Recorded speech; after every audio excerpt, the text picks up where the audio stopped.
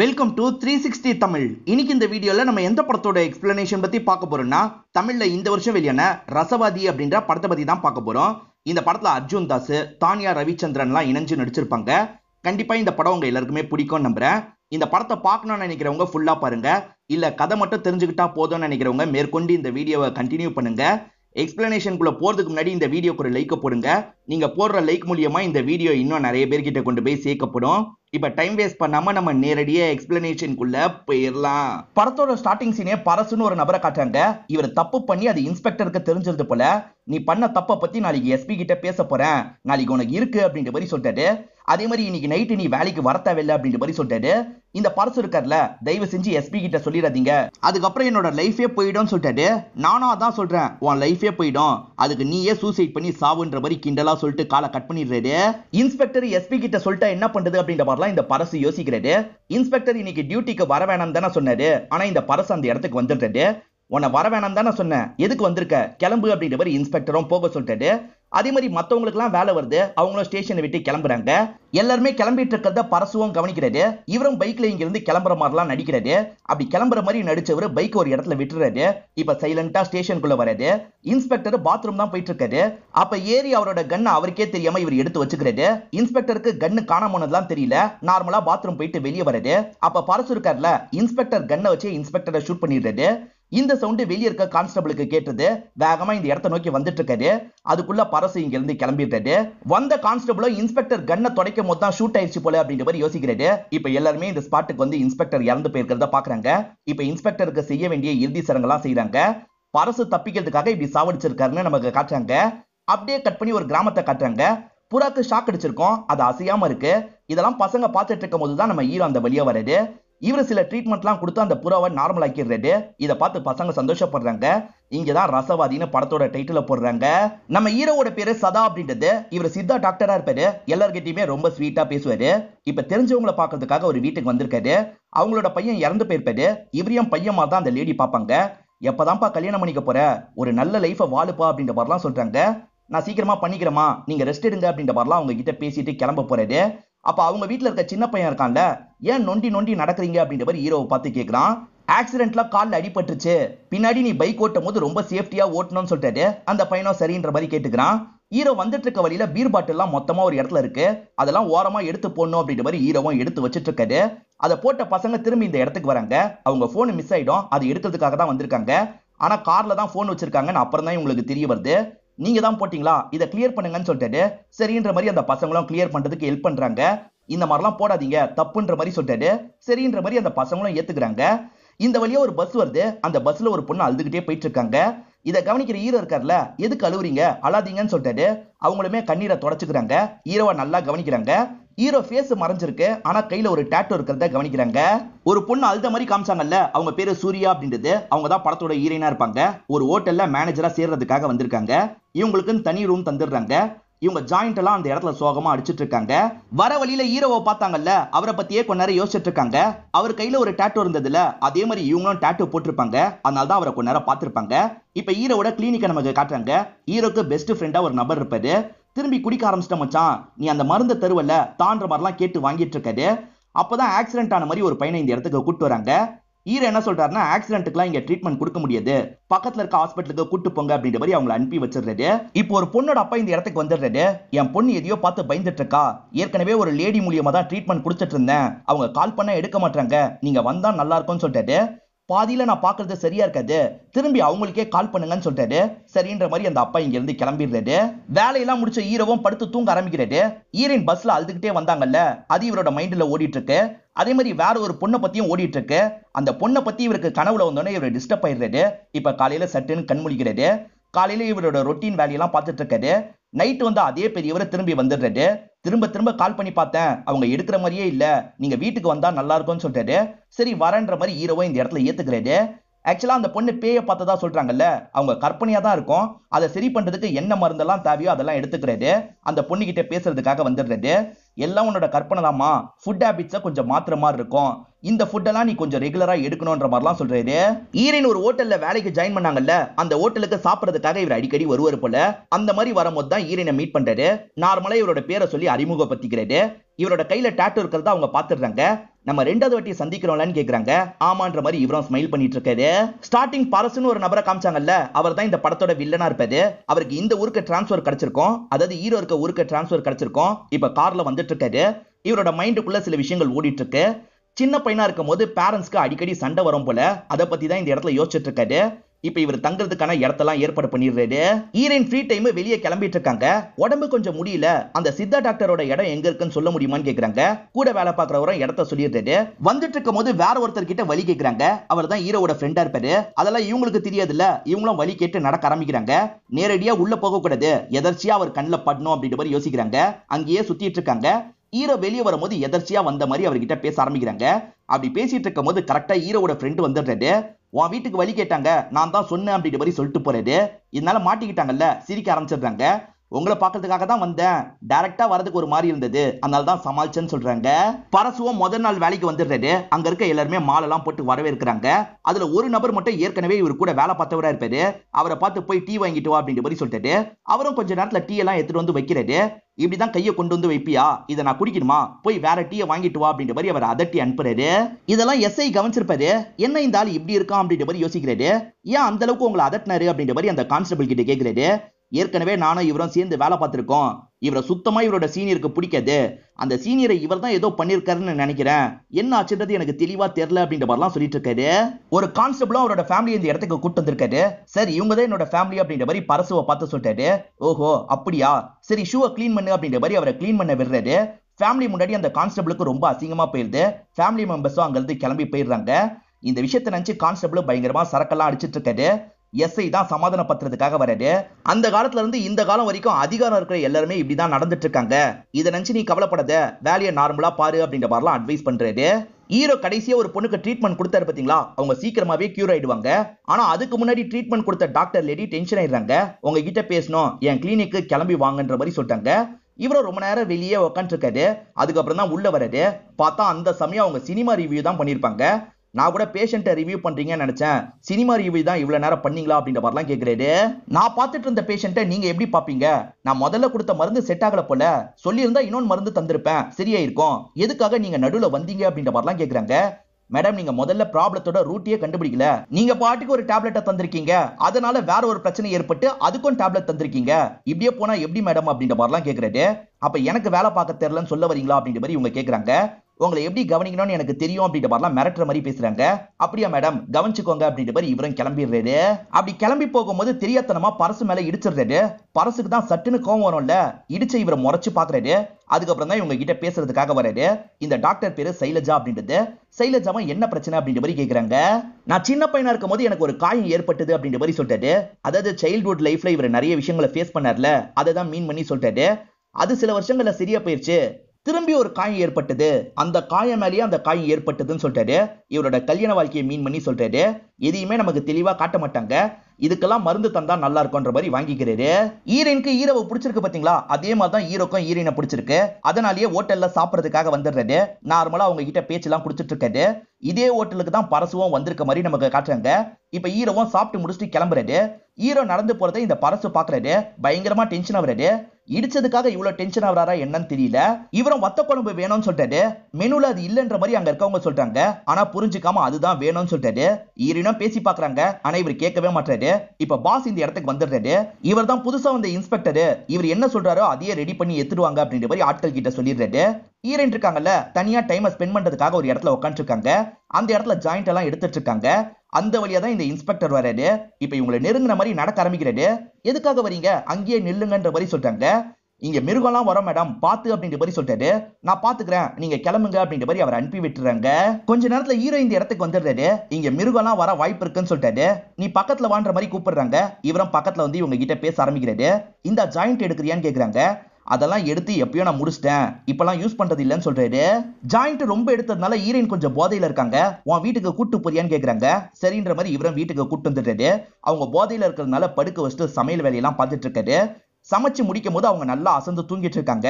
அப்படியே தூங்கட்டும் அப்படின்ற மாதிரி படுக்க வச்சுட்டு இவரும் பக்கத்துல படுத்து தூங்கிடுறாரு. காலையில அவங்க முழிச்சு பார்க்கும் போதுதான் பெட்லயே யூரின் போயிருக்கிறது தெரிய வருது. சாரின்ற மாதிரி இவர்கிட்ட சொல்லிட்டு இருக்காங்க. இவங்களுக்கு ஏதோ ஒரு பிரச்சனை இருக்குன்றதை இவர் புரிஞ்சுக்கிறாரு. ஒன்னும் பிரச்சனை இல்ல விடு அப்படின்ற மாதிரி சமாதானப்படுத்துறாரு. இங்கதான் பிளாஷ்பேக்க சொல்றாங்க. இவங்களை பொறுத்த வரைக்கும் ஐடி எம்ப்ளாயா இருப்பாங்க. காசை தண்ணி மாதிரி செலவு பண்ணுவாங்க. ஒரு பார்ட்டி இருக்கும், அந்த பார்ட்டில கலந்துக்கிறதுக்காக வந்துடுறாங்க. அங்க ஒரு நபர் இவங்க மேல குறியா இருக்காரு. வேணும்ட்டே இவங்களுக்கு போதை மாத்திரையை கலந்து தந்துடுறாரு. குடிச்சோன்னே இவங்களுக்கு புரிஞ்சிருது. அவர் அட்வான்டேஜ் எல்லாம் எடுக்க ட்ரை பண்றாரு. முதல்ல இங்க இருந்து கிளம்பணும் அப்படின்ற மாதிரி இவங்களும் வேகமா கிளம்புறாங்க. அப்ப பாட்டில் கீறி இவங்களோட வயிற்றுல காயம் பட்டுரும். அங்கேயே மயங்கி விழுந்துருவாங்க. இவங்க வாழ்ந்துட்டு இருக்க லைஃப் ஸ்டைல் மேல இவங்களுக்கே ஒரு வெறுப்பு வந்துடும். அதனாலதான் எதுவுமே இல்லாம தனியா ஒரு இடத்துக்கு வந்துடலான்ற மாதிரி இந்த இடத்துக்கு வந்தேன்னு சொல்லிட்டாங்க. இன்னும் கூட பழைய விஷயத்தை என்னால மறக்க முடியல, அதனாலதான் வீடு எடுக்கிறேன்னு சொல்லிட்டாங்க. பழச மறக்கிறதுக்கு வீடெல்லாம் தேவையில்ல, எப்படி மறக்கணும் நான் உனக்கு சொல்லி தரேன் அப்படின்ற மாதிரி இவங்களை ஆறுதல் பத்துறாரு. இவங்க ரெண்டு பேருமே லவ் பண்ண ஆரம்பிச்சிட்டாங்க அப்படின்ற மாதிரி நமக்கு காட்டுறாங்க. இப்ப இவங்க வீடு எடுக்கிறதெல்லாம் நிறுத்திடுறாங்க. ஹீரோ நிறைய பிளேஸ்க்கு இவங்களை கூட்டு போறாரு. நிறைய எக்ஸசைஸ்லாம் இவங்களுக்கு சொல்லி தராரு.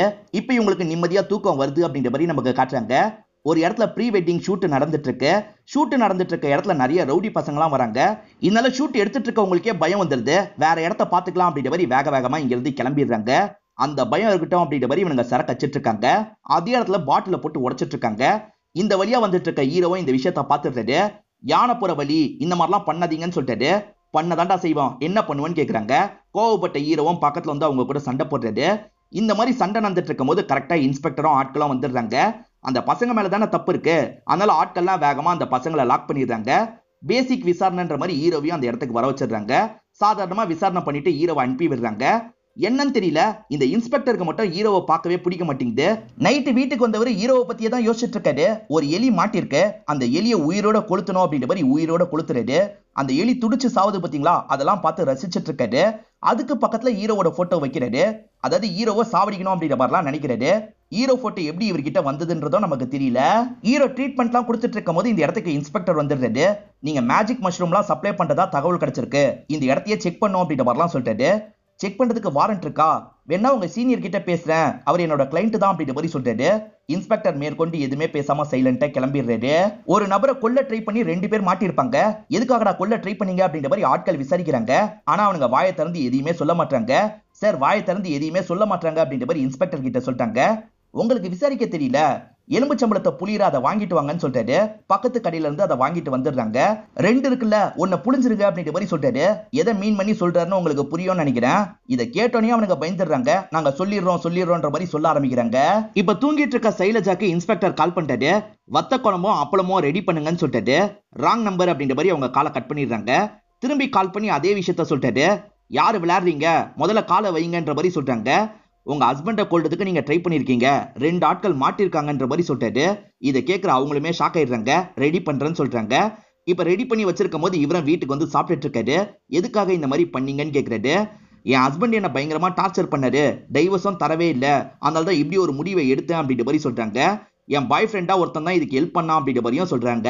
உங்க மேல தப்பு இல்ல, அதனால நான் உங்களுக்கு ஹெல்ப் பண்றேன் அப்படின்ற மாதிரி சொல்லிட்டாரு. இவங்களுமே சந்தோஷப்படுறாங்க. வாட்டி இவங்களை பார்க்கும் போதே என்னோட அம்மா மாதிரியே நீங்க இருக்கீங்கன்ற மாதிரி சொல்லியிருப்பாரு. இப்ப வீட்டுக்கே கூட்டு வந்துடுறாரு. கிளீன் பண்ற வேலையெல்லாம் இவங்களை பார்க்க வச்சிட்டு இருக்காரு. ஹீரோவும் ஹீரோயினும் அடிக்கடி மீட் பண்ணி பேசிக்கிறாங்கல்ல, இதெல்லாம் பாக்குற இவருக்கு சுத்தமா பிடிக்க மாட்டேங்குது. ஏன் எதுக்கு அப்படின்றது நமக்கு தெரியல. இப்ப ஹீரோவோட வீட்டுல வச்சு இவங்க 2 பேருமே ஜாலியா பேசிட்டு இருக்காங்க. அப்பன்னு பார்த்து இந்த வீட்டுக்கு ஒரு பொண்ணு வராங்க. ஹீரோவை செல்லமா கூப்பிட்டுக்கிட்டே தான் வந்துட்டு இருக்காங்க. ஹீரோயினும் நீங்க யாருன்ற மாதிரி கேக்குறாங்க. ஓஹோ, நீ இருக்கிறதுனால தான் எனக்கு கால் பண்ண மாட்டானா, சரி சதாவை பார்த்தா சொல்லு அப்படின்ற மாதிரி இவங்க கிளம்ப போறாங்க. அதுக்குள்ள ஹீரோ இந்த இடத்துக்கு வந்து இவங்களோட கையை பிடிச்சிடுறாரு. அவ்வளவுலாம் இங்க சீன் இல்ல, முதல்ல நீ யாருமா சொல்லு அப்படின்ற மாதிரி கேக்குறாரு. இவங்களும் என்ன பண்றதுன்னு தெரியாம முடிக்கிறாங்க. ஒருத்தர் தான் இப்படி பேச சொல்லி அனுப்புனாரு, சாரின்ற மாதிரி வேகமா கிளம்பிடுறாங்க. சைலஜா பாய் ஃப்ரெண்டு கூட சேர்ந்து தானே இந்த விஷயத்த பண்ணாங்க. அந்த பாய் ஃப்ரெண்டு கால் பண்ணா எடுக்கவே மாட்டான். அதை பத்தி சொல்லிட்டு இருக்காங்க. அதே சமயம் அம்மா மாதிரி இருக்கான்னு சொல்றீங்கல்ல, உங்க அம்மாக்கு என்ன ஆச்சுன்னு கேக்குறாங்க. இவரே இந்த இடத்துல அம்மாக்கு நடந்ததை பத்தி சொல்லிட்டாரு. எப்ப பாரு அம்மாவும் அப்பாவும் சண்டை போட்டுக்கிட்டே இருக்காங்கல்ல, சண்டை ஒரு நாள் அதிகமாயிருது, நான் சூசைட் பண்ணிப்பேன் அப்படின்ற மாதிரி சொல்லிட்டாங்க. முதல்ல அதை பண்ணிடி அப்படின்ற மாதிரி ஹஸ்பண்டோ கோவமா சொல்லிட்டாரு. இவங்க சொன்ன மாதிரியே தீ குளிச்சிடுறாங்க. அதை பாக்குற ஹஸ்பண்ட் ஷாக் ஆயிடுறாரு. இதெல்லாம் சின்ன பையனா இவர் கவனிச்சிருப்பார்ல, அப்பத்துல இருந்தே இவரோட மனசுல அது பெரிய காயமா மாறி இருக்கும். அதை பத்தி எல்லாம் சொல்லிட்டு இருக்காரு. இப்ப ஹீரோ இருக்காருல, ஹீரோனா அவங்களோட இடத்துல டிராப் பண்ணிட்டு போறாரு. இந்த விஷயத்தெல்லாம் தள்ளி இருந்து இந்த இன்ஸ்பெக்டரா கவனிக்கிறாரு. இப்ப ஹீரோயின் கிட்ட பேசுறதுக்காக வந்துடுறாரு. நீங்க சாதாரண ஒரு நபர் கூட பழகிட்டு இருக்கீங்கல்ல, நீங்க நினைக்கிற மாதிரி அவன் நல்லவன் கிடையாதுன்னு சொல்லிட்டாரு. ஓஹோ, நீங்க தான் அந்த பொண்ணை அனுப்பி வச்சதான்னு கேக்குறாங்க. அந்த பொண்ணு அனுப்பி வச்சது தப்பு தான், மன்னிச்சிருங்க. ஆனா சதாவோட பாஸ்ட பத்தி உங்களுக்கு தெரியாது, அவங்க கிட்ட அந்த பாஸ்ட பத்தி கேளுங்க, என்ன சொல்றான் பாப்போம் அப்படின்ற மாதிரி இங்க இருந்து கிளம்பிடுறாரு. இதனால இவங்களுக்குமே லைட்டா இந்த இடத்துல குழப்பம்லாம் வருது. நைட்டு ஹீரோவை பாக்குறதுக்காக இவங்களும் வந்துடுறாங்க. என்ன பத்தி எல்லா விஷயத்தையும் உங்ககிட்ட சொல்லிட்டேன், ஆனா உன்னை பத்தி பெருசா எனக்கு எதுவும் தெரியாதுல்ல, சொல்லு அப்படின்ற மாதிரி கேக்குறாங்க. சரி சொல்றேன்ற மாதிரி இவரோட பிளாஷ்பேக்கை இந்த இடத்துல சொல்ல ஆரம்பிக்கிறாரு. இவரோட அப்பா அம்மா சின்ன வயசுலயே இறந்து போயிடுவாங்க. தாத்தா கூட தான் இவர் வளர்ந்துட்டு இருந்திருப்பாரு. இப்ப தாத்தாவும் ஹெல்த் இஷ்யூனால கஷ்டப்பட்டு இருக்காரு. அந்த தாத்தா தான் இவருக்கு சண்டையெல்லாம் சொல்லி தந்திருப்பாரு. அதே மாதிரி சித்தா படி அப்படின்ற மாதிரி நிறைய அது சார்ந்தும் சொல்லி தந்திருப்பாரு. தாத்தா இறந்ததுக்கு அப்புறம் ஹீரோக்கு இருக்கிறது ரிஷின்ற ஒரு பெஸ்ட் ஃப்ரெண்டு மட்டும்தான். அந்த பெஸ்ட் ஃப்ரெண்டு லாயர் படிப்பு தான் படிச்சிட்டு இருக்காரு. சீக்கிரமா லாயரா மாறணும், இந்த பகுதியில மலையெல்லாம் உடைச்சு சேதம் பண்ணிட்டு இருக்காங்கல்ல, அவங்களெல்லாம் லாக் பண்ணும் அப்படின்ற மாதிரி சொல்றாரு. ஹீரோவை பொறுத்த வரைக்கும் ஒரு சித்தா டாக்டர் கிட்ட அசிஸ்டன்ட் மாதிரி வேலை பார்த்துட்டு இருக்காரு. அந்த டாக்டர் எந்திரிச்சு போகும்போது பொண்ணு உள்ள வந்துடுறாங்க. இவரை கிஸ்லாம் பண்ணிட்டு இருக்காங்க. இவங்க ரெண்டு பேருமே லவ் பண்ணிட்டு இருக்காங்கன்னு நமக்கு தெரிய வருது. இந்த பொண்ணோட பேரு சந்திரா அப்படின்றது. இவங்க லவ் பண்றாங்கன்னு அம்மாக்கு லைட்டா டவுட் இருக்கதான் செய்யுது. இருந்தாலும் பொண்ணு கிட்ட அந்த விஷயத்தை பெருசா காட்டிக்க மாட்டாங்க. இவங்க ரெண்டு பேருமே லவ் பண்ணிட்டு இருக்காங்கன்னு சொன்னா பாத்தீங்களா, இவங்க ரெண்டு பேருமே சந்தோஷமா பழகிட்டு இருக்கிறதெல்லாம் ஒரு சாங் மாதிரி நமக்கு காட்டுறாங்க. ஹீரோயின் என்ன சொல்றாங்கன்னா, என்னோட அப்பா கண்டிப்பா நான் சொன்னா ஏத்துப்பாரு, என்னோட அப்பா கிட்ட சீக்கிரமா பேசிடலாம், ஏற்கனவே என்னோட அம்மாக்கு அரசல் பரசலா எல்லாமே தெரியும் அப்படின்ற மாதிரி சொல்றாங்க. இந்த மாதிரி இவங்க பேசிட்டு இருக்கும் போது கரெக்டா 3 பேர் இந்த இடத்துக்கு வந்துடுறாங்க. சத்தம் போடாம நகையெல்லாம் மட்டும் கழட்டுங்க அப்படின்ற மாதிரி சொல்றாங்க. அதெல்லாம் முடியாது, கிளம்புங்க அப்படின்ற மாதிரி ஹீரோ சொல்றாரு.